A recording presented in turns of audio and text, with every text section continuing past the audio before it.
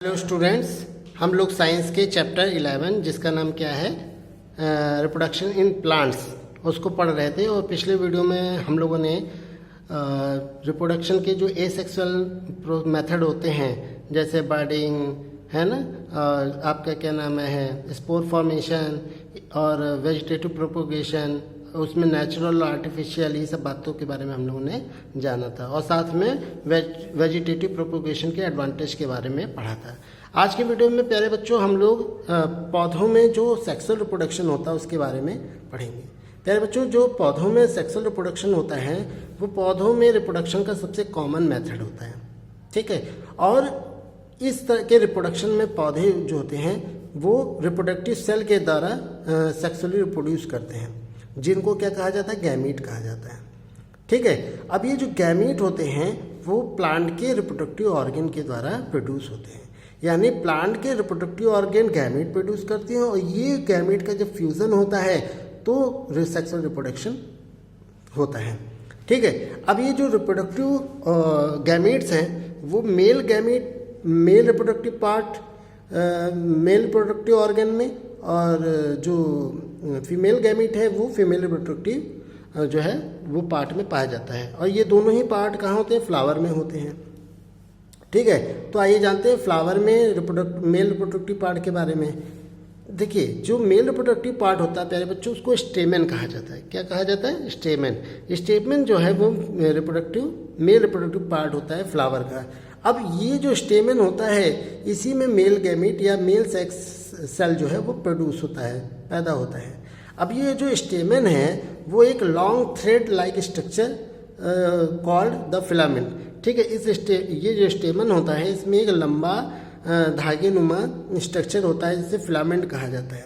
अब ये जो फिलामेंट होता है प्यारे बच्चों वो remain attach to the lobed structure, एक लोब स्ट्रक्चर से जुड़ा रहता है जिसको एंथर कहा जाता है, ठीक है। अब ये एंथर में जो होते हैं वो छोटे छोटे स्ट्रक्चर होते हैं, राउंड गोलाकार स्ट्रक्चर होते हैं, इनको पॉलन ग्रेन कहा जाता है। और ये पॉलन ग्रेन जो है वही क्या होते हैं, मेल गैमीट जो है द्वारा वो चारों तरफ से दीवार से घिरे होते हैं, ठीक है।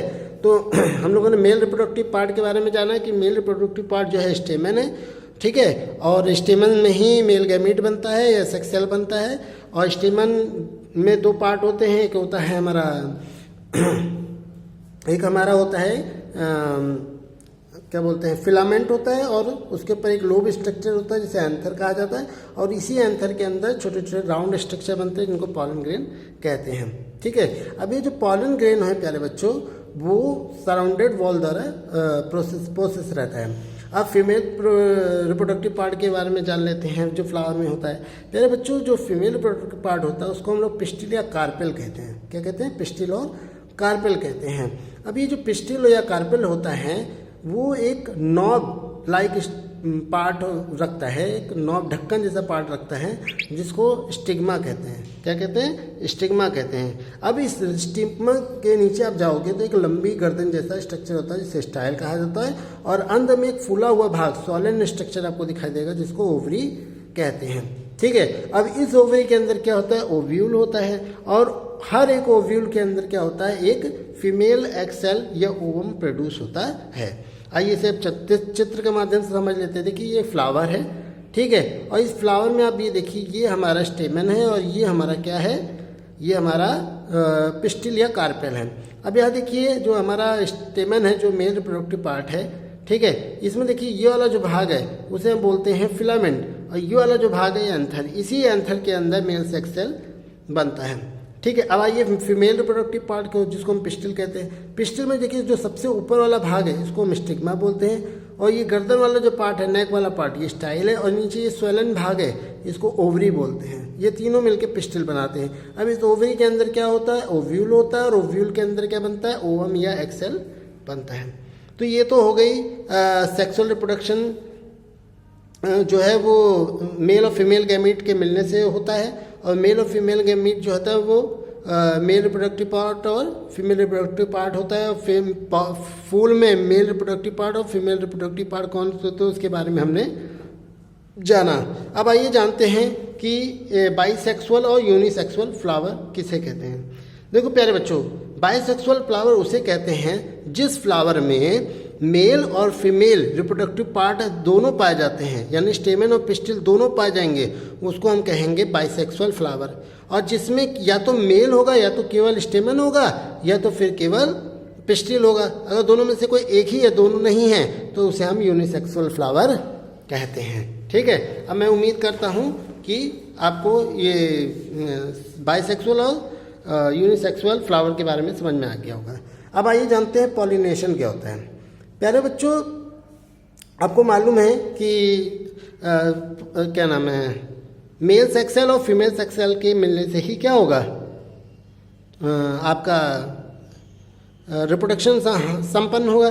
ठीक है, और जो पॉलिनेशन होता है वो क्या होता है, अब फ्लावर में जो है वो क्या नाम है आपका फीमेल रिप्रोडक्टिव पार्ट या मेल रिप्रोडक्टिव पार्ट अपने आप तो आएगा नहीं उड़ करके भाई। जो मेल रिप्रोडक्टिव पार्ट में क्या होता है, जो आपका एंथर होता है, एंथर के अंदर ही मेल सेक्स सेल होता है। उस मेल सेक्स सेल का कहाँ फीमेल रिप्रोडक्टिव पार्ट की स्टिग्मा में जाना के ओवरी में जब जाएगा तभी तो ये फ्यूज़न होगा, मिलन होगा। ठीक है, तो इसको यानी आपका जो पॉलन ग्रेन होता है, यानी आपके जो एंथर में पॉलन ग्रेन्स होते हैं, उनका फ्लावर के स्टिग्मा में पहुंचना, इसी को क्या कहा जाता है, पॉलिनेशन कहा जाता है। ठीक है, अब प्लांट तो मूव नहीं कर सकते, ठीक है, और इसलिए पॉलन ग्रेन को रिक्वायर करने के लिए, मतलब ट्रांसफ़र करने के लिए इनको किसी न किसी मीडियम की आवश्यकता होती है। ठीक है, ताकि वो मेल गैमेट जो है वो फीमेल गैमेट के साथ कंबाइन हो सके, और इसी प्रोसेस को हम क्या कहते हैं, पॉलिनेशन कहते हैं। अब प्यारे बच्चों, ये जो पॉलिनेशन होता है वो दो तरह का होता है, एक होता है सेल्फ पॉलिनेशन और एक होता है क्रॉस पॉलिनेशन। सेल्फ पॉलिनेशन क्या होता है, जब एक ही फ्लूल में मेल और फीमेल रिप्रोडक्टिव पार्ट दोनों हों, तो मेल के पॉलन ग्रेन्स का फीमेल के एग से जो मिलना होता है उसे क्या कहा जाता है, सेल्फ पॉलिनेशन कहा जाता है।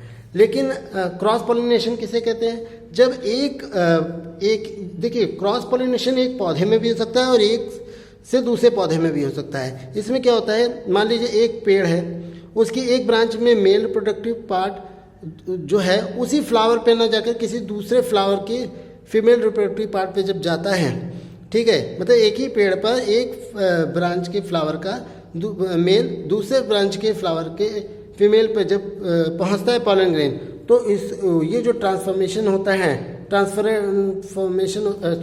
ट्रांसफरेड होता है, वो उसे क्या कहा जाता है, ट्रांसफर होता है, उसे क्रॉस पॉलिनेशन कहा जाता है। ठीक है, तो मैं उम्मीद करता हूँ आपको पॉलिनेशन के दोनों टाइप समझ में आ गए होंगे।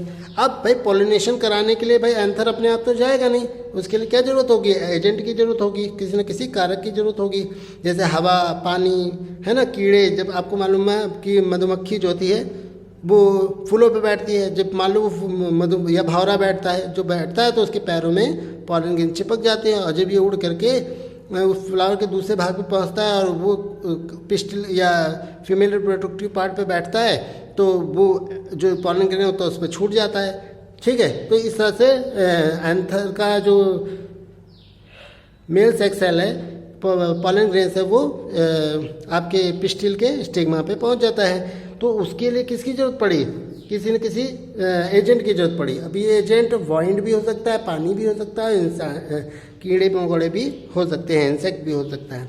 इन्हीं को क्या कहा जाता है, क्योंकि ये पॉलन ग्रेन को स्टिग्मा तक पहुंचाते हैं, इसीलिए इनको एजेंट ऑफ पॉलिनेशन कहा जाता है। इन्हीं की मदद से क्या होता है, पॉलन ग्रेन जो है वो एंथर से दूसरे फ्लावर के स्टिग्मा तक पहुँचता है, इसी को एजेंट ऑफ पॉलिनेशन कहा जाता है। अब प्यारे बच्चों, फर्टिलाइजेशन क्या होता है। प्यारे बच्चों, male gamete, male sex cell यानी पॉलन ग्रेन का में जो मेल सेक्स सेल है उसका क्या नाम है, पिस्टिल के ओवरी में, ओव्यूल के अंदर जो ओवम होता है उससे जो मिलना होता है, उसी मिलना होता है और एक नए सेल का निर्माण होता है, जाइगोट। ठीक है, इन दोनों के मिलने से एक नया सेल बनता है जिसे जाइगोट कहते हैं। इसी प्रोसेस को क्या कहा जाता है, फ्यूजन को क्या कहा जाता है, फर्टिलाइजेशन कहा जाता है। आप फर्टिलाइजेशन को ऐसे डिस्क्राइब कर सकते हो कि जब पॉलन ग्रेन स्टिग्मा पे पहुंचता है तो स्टिग्मा क्या करता है, एक फ्लूइड निकालता है जिसमें शुगर होता है। ठीक है, ये जो शुगर होता है अगर पॉलन ग्रेन उसी जाति का होगा, मतलब किसी और पेड़ का भी तो आ सकता है, तो अगर उसी जाति का होगा तो पॉलन ग्रेन जो होता है वो लिक्विड्स के प्रति रिस्पॉन्ड करता है। क्या करता है? रिस्पॉन्ड करेगा। ठीक है, एंड स्टार्ट जर्मिनेटिंग, और वो अंकुरित होने लगेगा। जब वो अंकुरित होगा तो वो क्या करेगा? एक ट्यूब, लॉन्ग ट्यूब बना लेगा। उस ट्यूब को क्या कहते हैं? पॉलन ग्रेन कहते हैं। अब ये जो ट्यूब है वो स्टाइल से होते हुए ओवरी तक जाएगा, और मेल गैमीट जो है वो इसी पॉलन ट्यूब की मदद से ओवरी तक पहुंचेगा। ठीक है, जब पॉलन ट्यूब जो है वो ओवरी के अंदर एंटर करता है, ठीक है, तो जो मेल सेक्स सेल है वो फीमेल गैमीट तक पहुंच जाता है। अब मेल गैमीट जो है ये जो पॉलन ट्यूब है वो ओवरी में जाता है, ओवरी से ये फीमेल गैमीट तक पहुंच जाता है। अब जो मेल गैमीट होता है वो रिलीज होता है। अब मेल और फीमेल गैमीट का ये जो फ्यूज़न होता है आपस में, उसे एक नया सेल बनता है जिसे जाइगोट कहते हैं, और इस तरह से यहाँ पे फर्टिलाइजेशन की प्रक्रिया पूरी होती है। अब यही जाइगोट बाद में डेवलप होकर एम्ब्रियो बनाता है। ठीक है, क्या बनाता है? एम्ब्रियो बनाता है। अब आइए जानते हैं कि फर्टिलाइजेशन के बाद शीट का फॉर्मेशन कैसे होता है। ठीक है, पहले बच्चों, सेपल और पीटल, जो फूल के आप देखोगे नीचे नीचे हरे हरे रंग का होता है वो सेपल होता है, और जो रंग बिरंगा फूल का पार्ट होता है वो पेटल्स होता है। तो सेपल और पेटल जो फ्लावर के होते हैं वो fall off as the fertilization complete. जब फर्टिलाइजेशन कंप्लीट हो जाता है तो ये गिर जाते हैं, पंखुड़ियाँ हट जाती हैं और वो स्टेपल भी हट जाता है। Sometime the style and stigma also followed, कभी कभी तो क्या होता है स्टाइल और स्टिग्मा भी खत्म हो जाते हैं। ठीक है, zygote divides rapidly to form embryo, zygote divide होकर के एम्ब्रियो बनाता है, और the wall of ovule get hardened and ovule store food. अभी जो ओव्यूल है, ठीक है, जो ओवरी के अंदर था वो हार्ड हो जाता है और भोजन स्टोर कर लेता है। दस ओव्यूल बिकम सीड, अब यही ओव्यूल जो है वो बीज में बदल जाता है, विच प्रोटेक्ट द एम्ब्रियो इनसाइड, जिसके अंदर एम्ब्रियो जो है वो प्रोटेक्ट रहता है। ठीक है, the wall of ovule become the seed coat, और ये जो ओव्यूल की दीवार होती है वो एक तरह से शीट कोट का काम करती है। ठीक है, तो ओव्यूल जो है वो शीट में बदल जाता है और उसके अंदर एम्ब्रियो होता है। ठीक है, अब जानते हैं फ्रूट का फॉर्मेशन कैसे होता है, फल कैसे बनता है।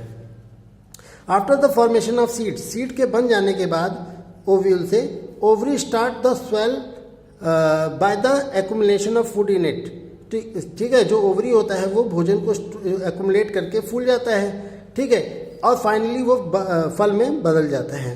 A fruit which is formed from the ovary, अच्छा, वो फल जो ओवरी से बनता है वो हार्ड होता है, मे बी वो हार्ड भी हो सकता है जैसे आलमंड में होता है, वॉलनट में होता है, और ये जूसी और फ्लैशी भी हो सकता है जैसे नींबू में होता है ना, वाटरमेलन में होता है, ऑरेंज और मैंगो में होता है।